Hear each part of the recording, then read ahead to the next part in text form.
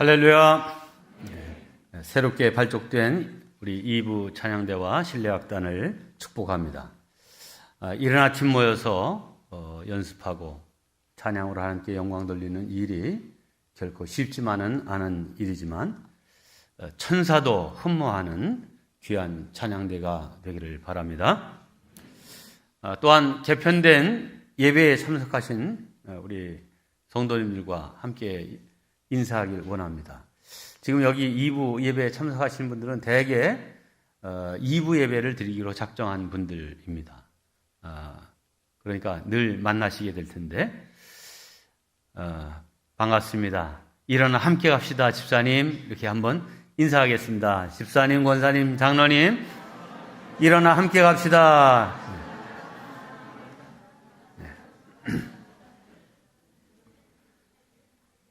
네, 2022년 첫 주일 예배를 드리시는 우리 모든 성도님들을 신명기의 말씀으로 축복하기를 원합니다. 신명기 11장 12절의 말씀입니다. 네, 하나님 여호와께서 돌보아 주시되 연초부터 연말까지 여호와의 눈이 항상 여러분의 인생 위에 함께 하시기를 주님의 이름으로 축원합니다. 오늘 본문 말씀으로 2022년도 표에 맞춰서 아가서 2장의 말씀을 봉독했습니다. 오늘 설교는 세 군데 성경 본문을 읽어가며 말씀을 전하고자 합니다. 성경에 일어나서 함께 가자라고 하는 이 구체적인 같은 구절로는 딱 두 번 이렇게 나옵니다. 물론 아가서에 두 번 나오고 마태복음에 또 나오고요. 문자적으로는 좀 다르지만 의미상으로는 같은 말씀이 창세기에 나옵니다. 하나님께서 아브라함에게 주신 말씀입니다. 창세기 13장 말씀입니다. 롯이 아브라함을 떠난 후에 여호와께서 아브라함에게 이르시되 너는 일어나 그 땅을 종과 횡으로 두루 다녀보라. 내가 그것을 내게 주리라. 이에 아브라함이 장막을 옮겨 헤브론에 있는 마므레 상수리 숲에 이르러 거주하며 거기서 여호와를 위하여 제단을 쌓았더라. 자, 이 아브라함에게 주신 말씀의 의미가 무엇입니까? 그것은 낙심과 허탈 속에서 일어나 하나님이 여실 미래를 바라보라는 것입니다. 함께 합니다. 낙심과 허탈 속에서 일어나 하나님이 여실 미래를 바라보라. 미래로 나아가자. 네. 아브라함이 조카 롯과 결별했습니다. 아니, 조카 롯이 아브라함을 버리고 좋은 환경을 쫓아 소돔 땅을 택해서 떠나버렸습니다. 그때 하나님께서 아브라함을 찾아오십니다. 그리고 이렇게 말씀을 주십니다. 롯이 아브라함을 떠난 후에 여호와께서 아브라함에게 이르시되 너는 눈을 들어 너 있는 곳에서 동서남북을 바라보라. 자, 이 말은 믿음의 눈으로 내일을 바라보라 하는 것입니다. 믿음의 눈으로 세상을 바라보라는 것입니다. 근데 앞서 이 롯도 역시 눈을 들어 소알 땅을 바라보았다. 이렇게 성경은 말합니다. 여기 본다는 것은 소원이요, 비전이요, 가치관을 말합니다. 무엇을 바라보고 무엇을 위해 사느냐 하는 것이 그 사람의 영적 수준이고 믿음이고 삶의 우선순위입니다. 한마디로 그의 인생관인 거죠. 롯은 세상적인 여건과 환경을 중요시 여기는 인생관을 가졌습니다. 그 결과는 소돔성과 함께 망하는 저주의 사람이 되고 말았습니다. 아마 그래서 인생을 투기로 내몰고 허무한 세상의 것에 목숨을 걸도록 유혹하는 이 복권의 이름을 이 롯의 이름을 따서 롯도라 이렇게 했는지도 모르겠습니다. 반면에 아브라함은 하나님의 약속을 소중히 여기는 인생관을 가졌습니다. 여건과 환경은 척박하고 불리해 보였어도 하나님이 주시는 약속과 비전을 따라 살았습니다. 그 과정은 외롭고 힘들었지만 마침내 아브라함은 믿음의 조상, 복의 근원이 되었습니다. 우리는 흔히 아무개 성도님 참 믿음이 좋아졌어. 아무개 집사님 참 믿음이 귀해. 많이 성장했어. 이렇게 표현을 할 때가 있습니다. 자, 믿음이 좋아졌다는 이야기는 어떤 의미입니까? 그의 영적 시야가 넓어졌다는 것입니다. 네, 예수 믿고 은혜 받으면 사람이 변화됩니다. 눈이 변합니다. 비전이 변합니다. 그래서 안 보이던 세계가 보이게 됩니다. 사소한 일에 집착하던 사람이 큰 일을 바라보게 되는 것입니다. 땅만 보고 살던 사람이 하늘을 바라보게 되고, 가까운 것만 보던 사람이 멀리 볼 줄 아는 사람이 되는 것입니다. 또한 믿음이 좋아졌다는 것은 생각이 커진 것을 말합니다. 눈이 넓어지고 꿈이 커지는 것입니다. 새로운 세계를 보는 것입니다. 한 번도 보지 못한 세계, 들어보지도 못한 세계, 꿈꾸지 못했던 세계를 향하여 마음과 눈이 열리는 것입니다. 이것을 믿음이라 하고 또한 비전이라고 하는 것입니다. 그렇습니다. 나의 제한된 사고의 세계를 뛰어넘어 하나님이 보여주시는 믿음의 세계를 바라보는 것이 바로 비전입니다. 자, 그런데 하나님은 아브라함에게 이런 비전을 어디에서 보여주셨습니까? 바로 아브라함이 지금 처해 있는 그 현실의 자리, 현재의 자리에서 보여주셨습니다. 창세기 13장 14절입니다.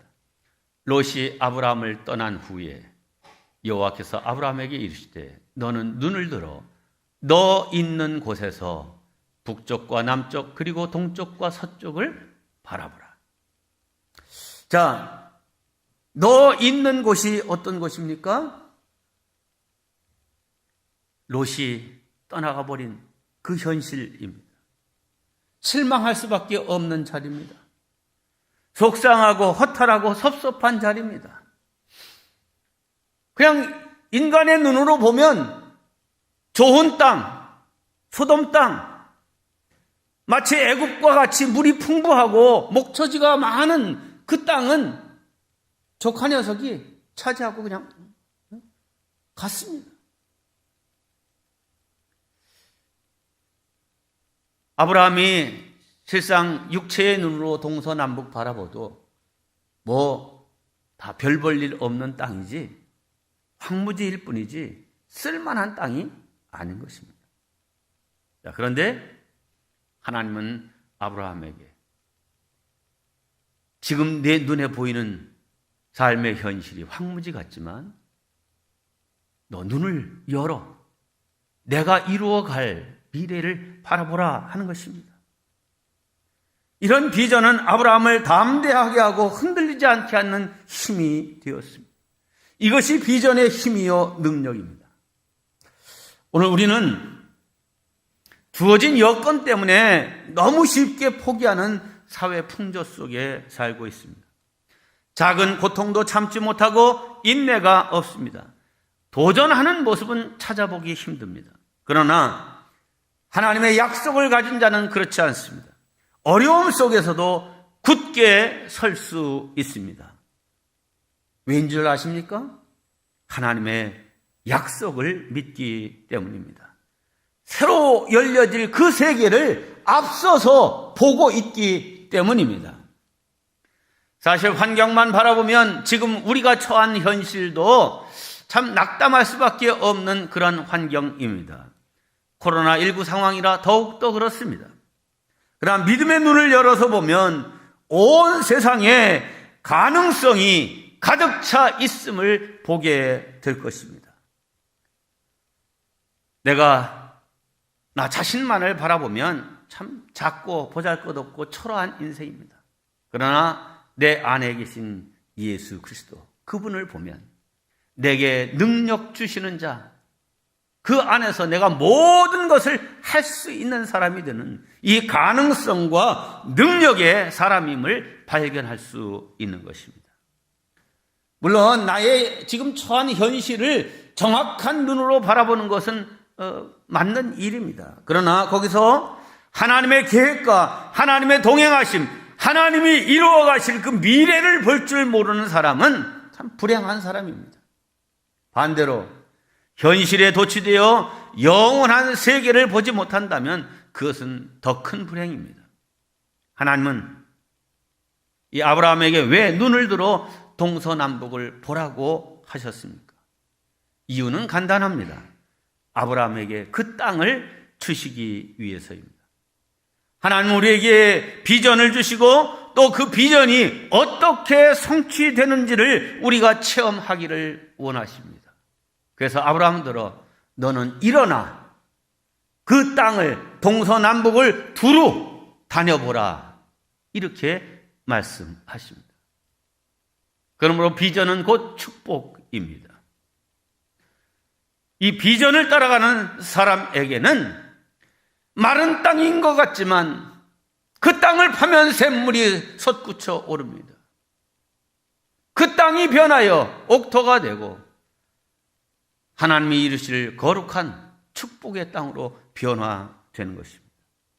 사랑하는 성도 여러분, 우리는 욕망의 롯이 되든지 아니면 비전의 아브라함이 되든지 둘 중 하나의 삶을 선택해서 살게 됩니다. 만일 세상적인 가치관, 짧은 시야와 인간적인 견해의 욕망으로 살아간다면 우리의 나중은 죄요 파멸이 될 것입니다. 그러나 여호와 하나님을 주목하고 신앙적 가치관으로 내일을 바라보고 살아간다면 아브라함과 같이 새 시대를 여는 사람, 믿음의 조상이 되는 그런 위대한 사람이 될 줄로 믿습니다. 성도 여러분, 다시 말씀드립니다. 믿음의 사람들이 누리는 복이 무엇입니까? 그것은 눈이 열리는 것입니다. 영원한 것이 보이는 것입니다. 하나님이 이루실 약속의 그 미래를 미리 앞당겨 보는 것입니다. 시편 121편에서 시편 기자는 이렇게 고백합니다. 내가 산을 향하여 눈을 들리라. 나의 도움이 어디서 올까? 나의 도움은 천지를 지으신 여호와께서로다. 아멘. 내가 산을 향하여 눈을 들리라. 내가 살만한 곳이 어디인가? 내 자녀들이 공부하기 좋은 곳이 어딘가? 내가 사업을 펼치기 좋은 곳이 어딘가? 이것만 바라보지 마시고 내가 하나님께 도움을 받고 하나님의 은혜를 받고 하나님이 주시는 꿈을 가지고 살아갈 곳, 여기에 유리한 곳이 어떤 곳인가? 이것을 볼 수 있는 사람이 되어야 될 줄로 믿습니다. 성도 여러분, 2022년을 어떻게 출발하시렵니까? 매일같이 늘어가는 코로나 감염자 숫자나 보고 세상 환경 보고 신문 보고 증시 시황판 보고 사시렵니까? 여기에 일희일비하며 사시렵니까? 세상의 환경에서가 아니라 하나님의 약속의 눈뜸으로 믿음과 소망을 가지고 살아가는 능력의 사람들 되시기를 바랍니다. 그래서 하나님이 보장하시고 하나님이 공급하시고 하나님이 채워주시는 놀라운 은혜의 삶이 열려지시기를 주님의 이름으로 축원합니다. 두 번째, 사명의 자리로 일어나 함께 가자 하십니다. 함께 합니다. 사명의 자리로 일어나 함께 가자. 네, 두 번째 본문입니다. 마태복음 26장 44절로 46절 말씀. 또 그들을 두시고 나아가 세 번째 같은 말씀으로 기도하신 후 이에 제자들에게 오사 이르시되 이제는 자고 쉬라. 보라, 때가 가까이 왔으니 인자가 죄인의 손에 팔리느니라. 일어나라, 함께 가자. 보라, 나를 파는 자가 가까이 왔느니라. 예수님은 십자가를 앞두고 무척이나 외롭고 고통스러우셨습니다. 하지만 예수님은 죄로 말미암아 죽게 된 우리를 구원하시기 위해서 십자가를 지시기로 결심하셨습니다. 그리고 그 사명을 감당할 힘을 얻기 위해서 감람산, 겟세마네 동산 기도의 자리로 가셨습니다. 사실 예수님은 이 땅에 거하시면서 문제만 생기면 곧장 겟세마네로 가셨습니다. 누가복음에는 예수님이 겟세마네 동산으로 기도하러 가신 것을 이렇게 말합니다. 습관을 쫓아가셨다. 누가복음 22장입니다. 예수께서 나가사 습관을 쫓아 감람산에 가시며 제자들도 쫓았더니. 네, 예수님은 겟세마네 동산에 가셔서 기도하는 것이 습관이셨습니다. 늘 그곳에 가셔서 모든 문제를 하나님께 기도함으로 해결책을 찾으셨습니다. 인천에서 목회하고 있는 어느 목사님의 이야기입니다. 교인들 사이에 인간관계가 얼마나 복잡한 교회인지 담임 목사로서 겪는 고충이 컸습니다. 그 교인들 사이에 이 갈등이 벌어지면 이 목사님이 그걸 조정하느라 골머리를 앓고 스트레스에 시달리곤 했습니다. 그럴 때 이 목사님이 꼭 찾는 곳이 있었습니다. 어딜까요? 사우나? 기도원? 그렇게 하시는데 이 목사님이 찾는 곳은 야구장이었습니다. 자, 이 야구장에 가서 특별히 주목하는 선수는 이 공을 받는 캐쳐였습니다. 이 캐쳐가 투수의 공을 그가 어떻게 던지든지 다 받아서 다시 투수에게 혹은 1루로 혹은 3루로 혹은 2루로 달려가는 그런 주자를 잡기 위해서 2루로 막 골고루 공을 뿌려줍니다. 좋은 공이든지 나쁜 공이든지 상관이 없습니다. 직구든 커브든 다 받아내야 합니다. 그래야 좋은 캐쳐입니다. 그리고 적재적소에 나눠줘야 됩니다. 자, 이런 모습을 보면서 목사님이 계속 캐쳐가 이 게임 내내 어떻게 하는지, 어떻게 그 공을 받아내기 위해서 힘쓰고 애쓰는지 그걸 보면서 목사님은 스스로 자기 다짐을 한다는 겁니다. 그래, 누가 무슨 말을 하든지 다 받아주자. 그리고 편안하게 다시 돌려주자. 어쨌든 이 목회가 풀려지고 교회가 은혜로운 교회로 바뀌어지더라는 겁니다. 자, 이 목사님은 야구장에서 목회 문제를 해결받고 있습니다. 자, 예수님은 중요한 일이 있을 때마다 습관적으로 겟세마네 동산에 가서 기도하셨습니다. 이것이 습관적이었다는 말은 자주 가셨다는 말입니다. 같은 행동을 반복하면 습관이 되고 습관이 몸에 배면 인격이 되는 것입니다. 결국 예수님의 마지막 문제, 이 십자가의 문제도 이곳 겟세마네 동산에서 해결하셨습니다. 예수님의 가장 중요한 사명, 인류 구원의 문제를 감당할 능력을 그곳에서 받으신 것입니다. 그렇습니다. 겟세마네는 예수님이 그곳에 가시기만 하면 문제를 해결받는 곳이었습니다. 우리도 예수님과 같이 거기만 가면 문제가 해결되는 그런 곳이 있어야 합니다. 여러분에게 묻습니다. 여러분에게는 여러분의 겟세마네가 있으십니까? 문제만 생기면 찾아가고 싶고, 또 아프면 찾아가고 싶고, 인생에 힘든 시련이 닥치면 찾아가고 싶은 여러분의 겟세마네, 그곳은 어디입니까?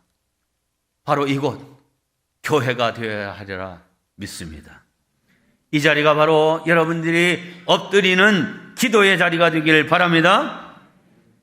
사실 예수님도 십자가를 지는 일이 너무나 힘들고 어려워서 제자들에게 이렇게 말씀하시죠. 그동안은 내가 너희들을 위해서 기도했지만 이번만큼은 너희들이 나를 위해서 좀 깨어 기도해달라, 이렇게 요청하셨습니다. 하지만 제자들은 한 시간도 예수님을 위해서 깨어서 기도하지 못했습니다. 예수님을 위해서 깨어 기도하지 못한 까닭은 무엇일까요? 그것은 예수님의 고민이 자신들의 고민이 되지 않았기 때문입니다. 예수님의 고민과 자신들의 고민이 달랐어요. 예수님의 삶의 목적과 자신들의 삶의 목적이 달랐어요. 그래서 예수님은 마음이 심히 괴롭고 슬픈 가운데 기도하셨지만 제자들 가운데 그 누구도 예수님의 마음을 알고 함께 기도하는 사람은 없었습니다. 제자들은 마치 남의 일인 것처럼 생각하고 잠을 잤습니다. 그런 제자들을 예수님이 깨우십니다.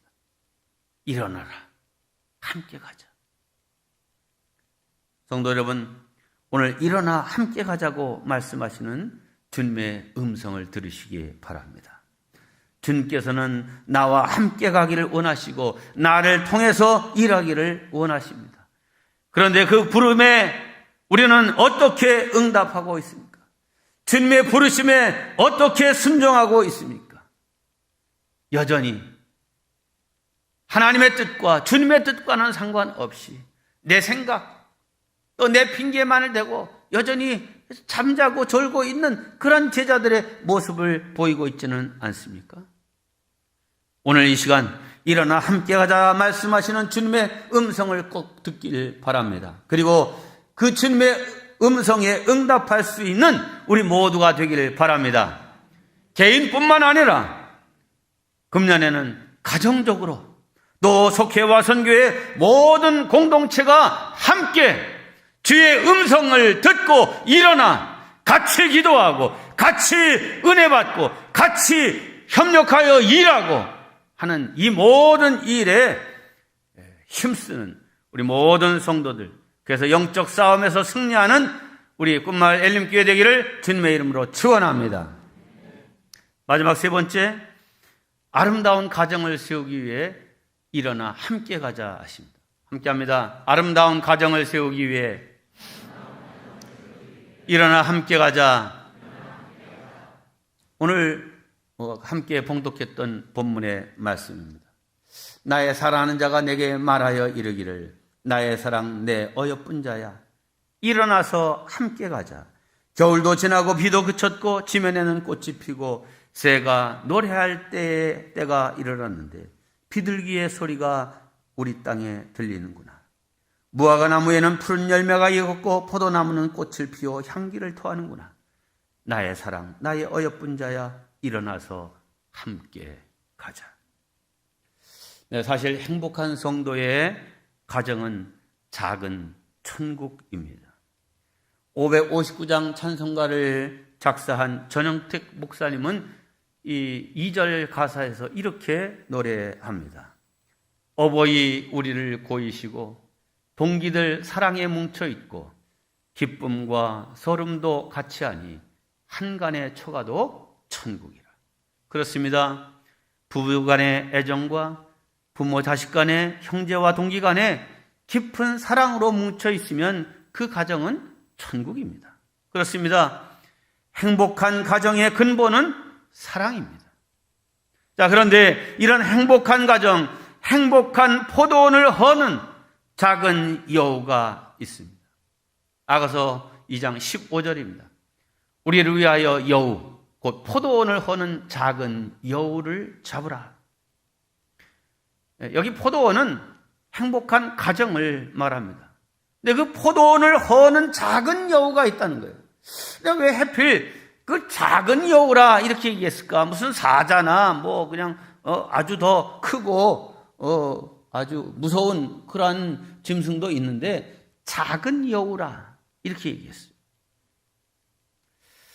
제가 이 가정 문제나 혹은 어려움을 겪고 있는 그런 가정을 상담해 보면 대부분의 그 가정이 만난 그 어려움은 큰 일에서 생긴 문제보다는 아주 작은 일에서부터 시작된 문제들이 대부분입니다. 오히려 큰 일 앞에서는 부부가 힘을 합하고 뜻을 모으는 경우가 많습니다. 오히려 사소한 것들, 작은 것이라 생각되는 일들에 사랑의 포도원이 허물어지고 무너지고 하는 것입니다. 자, 이런 거죠. 무심코 던진 말, 무시하고 조롱하는 말들, 이런 것들이 포도원을 허는 작은 여우인 것입니다. 열등감을 가지고 있는데 그런 사람에게 열등감을 부추기는 비교하는 말들이 상처를 주어 이 사랑의 포도원을 허물게 됩니다.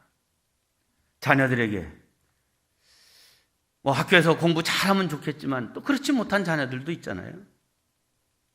본인도 그것 때문에 주눅이 들고 학교에서도 비교되어 힘든데 가정에서조차 비교되고 공부하지 못하는 것으로 인해서 비난하는 말을 들을 때 자녀들의 감정에 이 포도원은 상처를 입고 무너지게 되는 것입니다. 오히려 그들에게 격려와 미래를 열어주는 희망의 말을 해야죠. 야, 위대한 사람들은 대기만성이라고 학창시절에는 공부 잘 못했어도 나중에 실무에 능해가지고 아주 굉장한 사람들이 된 사람들이 많다. 그런 사람이 실제로 많잖아요. 여러분들 그런 사람들 공부하고 그런 사람들 예를 들고 나는 너의 장래를 믿어. 너는 우리 집에 기둥과 같은 인물이 될 거야. 하나님이 너에게 딱 필요한 때에 너를 크게 세우실 거다 하는 이 믿음을 아이들에게 심어줘야죠.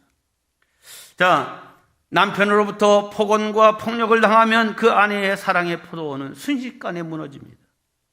폭력과 폭언, 또 순결을 지키지 못하는 남편의 외도와 바람기가 아내의 마음을 상하게 하고 그 사랑의 포도원을 허무는 여우가 됩니다.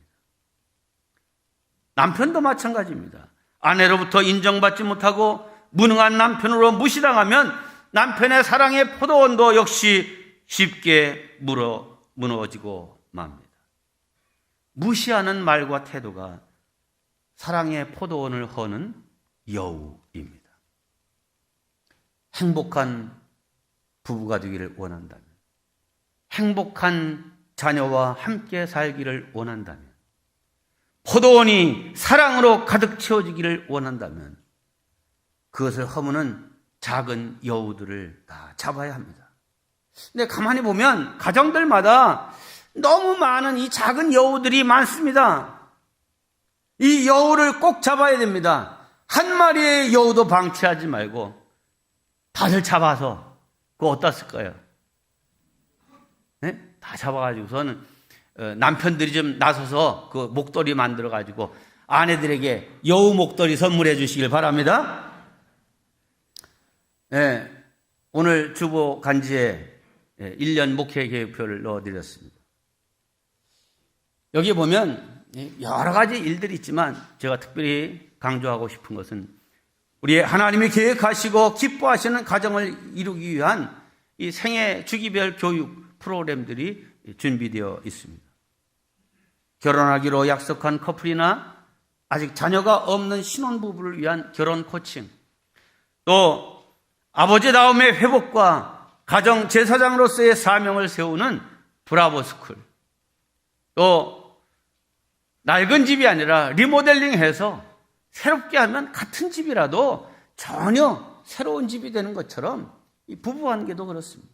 이 부부행복학교에 등록하셔서 새롭게 사랑의 언어와 자존감을 높여주는 언어, 당당하게 서로를 세워주는 바른 태도와 삶을 배우시기 바랍니다. 반드시 가정의 회복이 일어나고 행복한 가정으로 세워질 것입니다. 2022년 새해가 밝았습니다. 개인적으로, 가정적으로, 교회적으로 모두 함께 일어나 새로운 희망의 봄으로 나아가는 은혜의 2022년 되시기를 주님의 이름으로 축원합니다.